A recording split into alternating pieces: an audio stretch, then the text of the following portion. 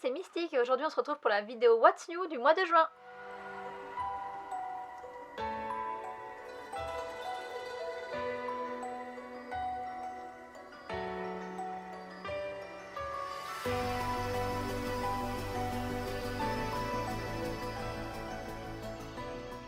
On est déjà au mois de juin, j'ai même pas eu le temps d'acheter les nouveautés sorties au mois de mai, qu'il y a déjà les nouveautés du mois de juin et ce mois-ci il y en a beaucoup, alors je me dépêche de commencer. Comme d'habitude, je commence par les sorties qui sont plus ou moins des suites des mangas que j'ai déjà, et donc je commencerai par Sword Art Online puisqu'il y a un nouvel arc qui sort qui s'appelle Project Illicitation, je suis pas trop sûre de comment ça se prononce, et donc je l'ai tout de suite marqué dans ma liste puisque je me suis procuré pour l'instant tous les mangas Sword Art Online qui sont sortis, donc j'ai envie de connaître ce nouvel arc. Après, il y a la suite de la balade de Yaya avec les nouvelles aventures de Yaya et Tuduo. Donc ça va être publié aux éditions Fait et ça sera la suite directe des 9 tomes qu'il y avait avant. Donc voilà, on retrouve Yaya et Tuduo et leurs nouvelles aventures. Enfin, il y a Kuro Quest qui va être publié chez Kana et c'est un espèce de spin-off d'Assassination Classroom. Ça reprend l'histoire d'Assassination Classroom mais dans un jeu vidéo RPG où Monsieur Kuro serait en fait le roi des démons qu'il faut assassiner et tous les élèves devraient le tuer. Donc voilà, donc je sais pas si je le prendrai, il y a 3 tomes en cours, j'étais contente que Assassination Classroom se finisse parce que c'est quand même une grosse série qui est en 21 tomes. Donc voilà, je verrai ce que ça donne, mais si c'est un peu exactement la même histoire et qui est juste en fait rédigée pour faire plus d'argent avec la série, je pense pas que je la prendrai. Donc on verra. Et je passe directement au manga qui m'intéresse par rapport au sujet qu'il traite et je commence avec le thème Disney puisqu'il y a un manga qui s'appelle Tsum Tsum qui sort, c'est un one shot, il va sortir aux éditions Nobinobi et ça parle des petites Tsum Tsum Disney. Donc si vous avez vu ma vidéo Mangatech, vous avez vu que j'en ai pas mal au-dessus en fait, juste au-dessus de moi là, mais vous les voyez pas. Mais du coup voilà, et ça raconte les petites aventures de ces petites peluches, voilà, donc ça a l'air très enfantin, mais moi j'adore les Tsum Tsum, j'adore Disney, j'adore les mangas, donc c'est un manga que je vais, je pense, obligatoirement acheter. Ensuite, il y a 2 mangas qui sortent et qui parlent des chats. Donc le premier c'est Radi, un chat aux petits soins qui va sortir aux éditions Nobinobi, je crois que c'est un one shot. Et ça raconte l'histoire en fait d'un chat infirmier qui aide dans un dispensaire à soigner les autres pensionnaires. Et c'est basé sur une histoire vraie d'un chat qui est en Pologne et qui en fait a été soigné dans un dispensaire et depuis il va faire des petits câlins à ses petits congénères. Et donc il y a même une page Facebook qui est consacrée à ce chat que j'ai été voir, qui est plutôt mignonne. Et donc ça me donne très envie de me procurer le livre parce que j'adore les chats et parce que là il a l'air vraiment trop chou ce chat. Le deuxième c'est Biki et Maru ou Maru le chat, j'ai trouvé plusieurs titres, je sais pas exactement ça sera lequel le définitif, ça va être publié chez Black Box Édition et ça sera aux alentours de 11 € je crois le tome, donc ça fait un petit peu cher. Et l'histoire c'est l'histoire de Biki et Maru qui sont les 2 chats de la mangaka qui rédige ce livre et qui raconte un peu le quotidien de ces 2 chats. Un autre manga qui m'intéresse et qui est lié à l'histoire, alors je suis une passionnée de la Seconde Guerre mondiale et là il y a la réédition de l'histoire des 3 Adolphes, mais par contre ce qui coûte très cher, ça va être condensé en 2 tomes et chaque tome coûtera 30 €, ce qui est très cher. Donc je sais pas si j'aurai les moyens de me les prendre, mais c'est une histoire qui me fait très envie. Donc c'est un journaliste japonais qui se rend pendant la Seconde Guerre mondiale dans l'Allemagne pour faire un reportage sur les Jeux olympiques. Son frère habite là-bas et en fait il apprend que son frère a été assassiné par le gouvernement parce qu'il détenait des secrets sur Adolphe et donc toute l'histoire tourne autour de ça puisqu'il essaye de retrouver le meurtrier et on en apprend un peu plus sur l'implication du Japon pendant la Seconde Guerre mondiale. Et donc en tant que passionnée de Seconde Guerre mondiale, c'est un manga que j'avais repéré il y a longtemps mais qui coûte très cher en occasion, enfin toutes les occasions que j'ai vues étaient très chères, donc là la réédition est chère, 60 € pour 2 tomes c'est énorme. Mais ça me donne très envie, ou alors j'essaierai de le lire en bibliothèque, je sais pas, mais pour l'instant j'ai jamais trouvé dans les bibliothèques où je vais. Enfin le dernier c'est pas un manga, c'est un light novel mais qui touche au domaine de la nourriture, ça s'appelle Le pâtissier de mes rêves, ça va être publié chez Akata et il y a 2 tomes, la série est finie en 2 tomes. L'histoire, c'est l'histoire d'une fille qui vient de se faire larguer et qui atterrit en fait dans une pâtisserie où elle a jamais mis les pieds et elle va en fait se consoler avec de la pâtisserie et se rendre compte que le beau gosse un peu froid du lycée en fait est apprenti dans cette pâtisserie là qui fait des super pâtisseries qui réchauffent le cœur et une amitié va se créer, peut-être plus, on sait pas exactement, mais en tout cas l'histoire a l'air sympa. J'ai jamais lu de light novel donc voilà, j'en lis pas beaucoup ces derniers temps, depuis que je lis beaucoup de mangas, je lis beaucoup moins de romans, mais celui-ci me fait envie, donc on verra si je me laisse tenter, même si c'est plus cher qu'un manga puisque là chaque tome coûtera 13 €. A voir si ma gourmandise prendra le dessus. Et donc c'est tout, et c'est déjà pas mal pour les mangas et le light novel qui m'intéressent par rapport à leur thème. Et du coup je passe tout de suite au manga dont j'ai lu des extraits et ce mois-ci il y a du très très bon. Je vais commencer par Root N qui est un seinen publié aux éditions Kiun et il y aura 4 tomes en cours. L'histoire, c'est l'histoire de Taiji, qui en fait est un jeune homme qui côtoie la mort depuis qu'il est enfant, puisque quand il avait 10 ans, il a retrouvé sa mère pendue dans sa maison, et du coup, aujourd'hui, il est devenu nettoyeur dans une entreprise spécialisée dans le nettoyage de cadavres en décomposition. Donc c'est un métier un peu bizarre, en fait, ils sont chargés de passer dans les endroits où il y a eu des morts et des cadavres en décomposition qui sont restés longtemps, et de redonner au lieu, en fait, l'aspect qu'ils avaient avant cette mort, donc ils doivent tout nettoyer bien méticuleusement et tout ça, c'est un travail un peu spécial, et il a des collègues un peu spéciaux, je vous laisserai découvrir pourquoi. En tout cas, Taiji, lui, il sert un peu de ce travail pour faire une petite thérapie sur lui par rapport à la mort de sa mère, etc. Mais son quotidien, il va être bouleversé puisque dans le secteur d'action qu'il a pour son entreprise, il y a un serial killer qui va se mettre à découper des cadavres et à les mettre en fait...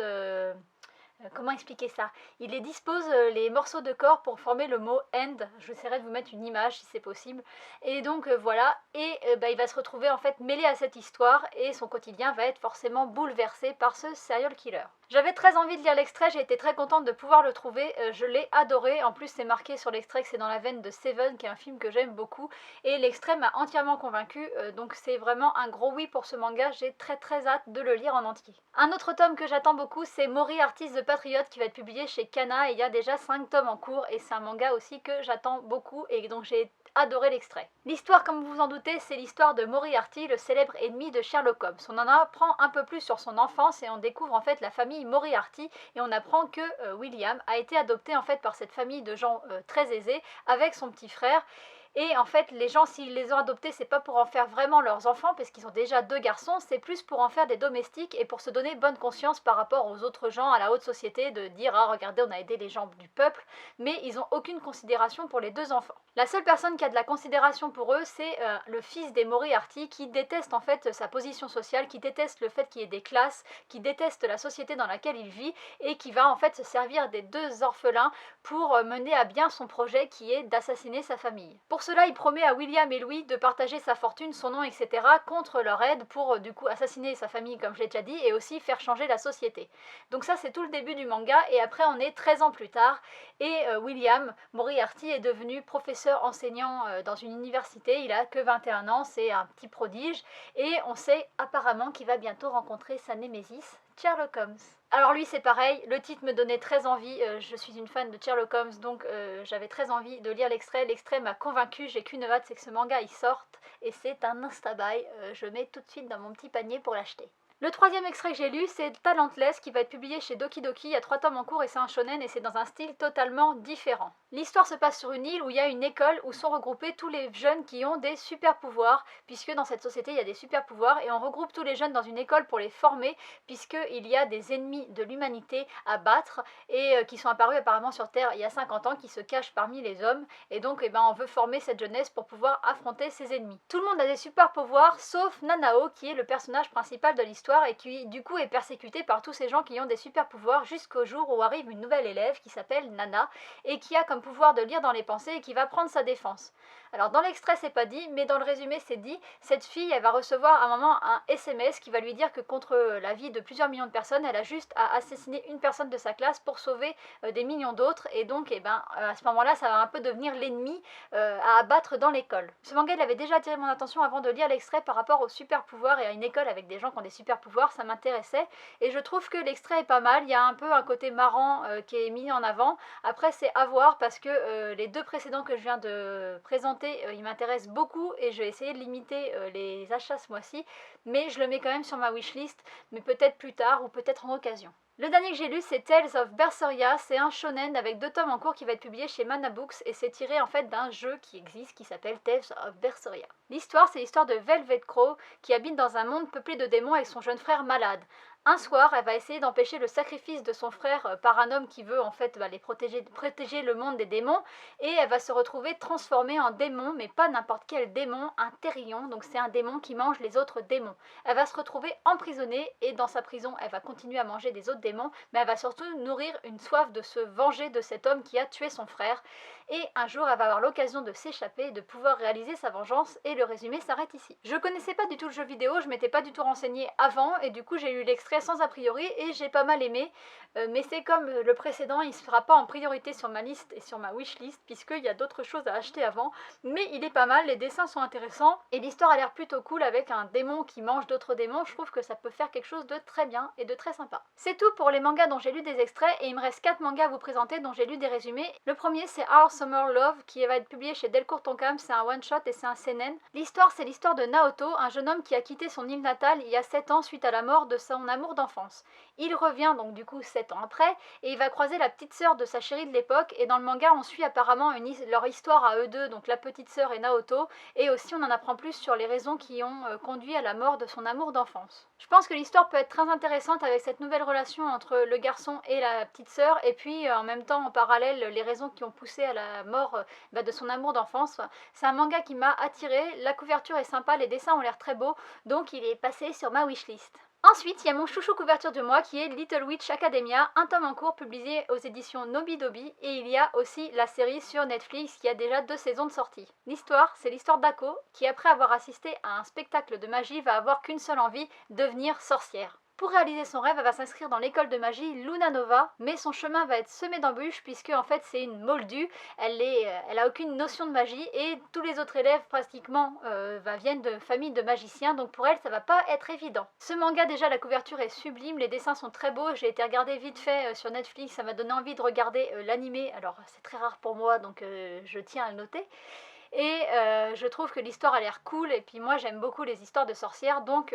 une couverture super belle, un animé qui a l'air cool et une histoire qui a l'air super cool en manga, je ne peux que l'acheter. Un autre manga qui me fait beaucoup de l'œil, c'est La Princesse et la Bête, qui a déjà 7 tomes en cours, qui va être publié chez Pika, et c'est un shonen. Alors l'histoire, c'est l'histoire de Salifi, qui est une jeune fille destinée à devenir le 99e sacrifice en l'honneur du roi d'un peuple de créatures étranges. Contrairement à ce qu'on pourrait croire, elle n'a pas peur, et le soir du sacrifice, elle attend le roi de pied ferme, et en fait, elle va rencontrer ce peuple de créatures étranges, et elle va pouvoir confronter les idées reçues qu'elle a sur le peuple à la réalité, et de même que ce peuple en fait a des idées reçues sur les humains et ils vont se rendre compte que c'est pas forcément vrai. Alors ce manga il fait évidemment penser un peu à La Belle et la Bête, mais apparemment il y a aussi beaucoup de mythologie égyptienne et autres, et donc un condensé de La Belle et la Bête, mythologie de contes, pour moi ça peut être qu'un insta-buy parce que ça me donne trop envie de l'acheter et les dessins sont aussi très beaux, donc il passe en haut de ma wishlist lui aussi. Enfin, le dernier que j'ai repéré, c'est The Isolator. Il y a 4 tomes en cours, c'est publié chez Ototo et c'est un shonen. Dans ce manga, l'humanité a rencontré une existence extraterrestre qui est sous forme d'orbe, et quand quelqu'un touche en fait cet orbe, il acquiert un pouvoir. Le pouvoir, il est lié à ce qu'il souhaite et à ce qu'il est, et le héros de ce manga en fait va toucher un orbe et va acquérir le pouvoir de la solitude absolue. Il faut savoir que c'est écrit par l'auteur de Sword Art Online, et moi l'histoire en fait, le fait que le gars peut avoir n'importe quel pouvoir et que finalement son pouvoir qu'il a c'est la solitude absolue, ça m'a intrigué, le résumé m'a beaucoup intrigué et donc c'est pour ça que je l'ai noté sur ma liste principale, même si j'essaierai un peu de trouver un extrait ou de le lire un petit peu avant quand même parce que ça peut être génial, c'est pour ça que je l'ai noté sur la liste principale, mais ça peut aussi être super nul et super mal fait, donc à voir. Donc voilà, ce mois-ci il y avait 15 mangas et un light novel, ça fait quand même beaucoup et je vais passer tout de suite aux mentions spéciales, il y en a 4 ce mois-ci. On commence tout de suite avec Billy the Kid 21, donc ça va être publié chez Black Box Édition, il y aura 3 tomes et c'est terminé, c'est un seinen et ça raconte l'histoire de Billy the Kid. Alors ça m'intéresse beaucoup par rapport au thème qu'il aborde, par contre je trouve que les dessins de couverture sont super moches, donc à voir. J'ai vraiment pas du tout été convaincue par le dessin, donc c'est l'unique raison qui me bloque, parce que 3 tomes terminés ça c'est pas mal, mais vraiment le dessin des couvertures je trouve pas du tout beau, donc j'essaierai de regarder comment c'est à l'intérieur. Ensuite il y a Malédiction Finale qui va être publié chez Komiku, 6 tomes terminés et c'est un seinen. L'histoire c'est l'histoire de 7 jeunes qui rentrent je ne sais pas trop d'où en voiture et qui vont renverser une créature mi-bête mi-homme, donc c'est un corps de vache avec une tête d'humain. Oui je sais c'est bizarre, moi aussi je me suis dit. Ils vont être effrayés et plutôt que de porter assistance à la créature, ils vont la tuer et ils vont rentrer chez eux, ils vont être quand même forcément chamboulés, ils vont se mettre à faire des cauchemars et ils vont aussi se mettre à recevoir des menaces de mort qui les informent qu'ils vont mourir dans 7 jours et donc ils vont essayer un peu de contrer cette malédiction. Donc je trouve que l'histoire peut être pas mal, après cette histoire de mi-homme mi-vache ça me rebute un peu, ça peut être un bon manga pour Halloween, mais pour l'instant je le mets sur la liste bibliothèque pour voir ce que ça donne les premiers tomes. Ensuite, il y a le manga Shugokara qui est terminé. Il y avait 12 tomes dans l'édition normale et vu que c'est une édition double, et ben je pense qu'il y aura 6 tomes et ça va être publié chez Nobinobi. L'histoire, c'est l'histoire d'Amu, une jeune fille qui a un peu une réputation de rebelle dans son école. Pourtant, au fond d'elle, elle est réservée et un petit peu timide, donc un soir elle va faire le vœu d'avoir le courage de montrer aux autres qui elle est vraiment. Le lendemain matin, elle va se réveiller et elle va trouver 3 œufs. Ces 3 œufs, ils vont éclore et vont sortir de ces 3 œufs 3 Shugokara qui en fait permettent aux enfants de réaliser leurs rêves. Grâce à ça, elle va essayer en fait de montrer qui elle est vraiment, mais tout va pas se passer comme elle a envie. Ce manga, c'est un manga qui a reçu des prix, qui est très connu, apparemment il est très bien, mais moi j'ai un petit peu peur du côté enfantin, donc je préfère le lire avant en bibliothèque, même s'il est sorti il y a longtemps, j'aurais pu déjà le lire depuis longtemps, mais j'ai pas le temps. Donc là je me le remets sur la liste des choses à lire pour voir comment c'est et pour voir si j'ai envie de me l'acheter. Enfin, le dernier, c'est Hungry Mary, c'est 4 tomes terminés et c'est chez Kazé. Alors c'est un manga dont j'ai lu un extrait et j'ai trouvé que c'était marrant comme extrait, mais je suis pas sûre que la suite va me plaire, donc je l'ai mis dans cette liste. L'histoire, c'est l'histoire de Taiga, qui est un jeune homme qui habite dans un temple, qui est amoureux de sa voisine, et elle, la voisine, elle habite dans une église, et son père, c'est un petit peu un prêtre, mais un prêtre qui fait de la magie noire. Un jour, il va interrompre une séance de spiritisme que Anna est en train de faire, et pour se venger, elle va le ligoter et le ramener à son père, et lui dire qu'ils peuvent s'en servir pour le sacrifice qu'ils ont prévu de faire pour essayer de ressusciter la fille de Marie-Antoinette. Plutôt que de s'inquiéter, lui, Taiga, il va préférer draguer Anna et essayer en fait de faire ami-ami avec elle, il se rend pas trop compte de ce qui va lui arriver.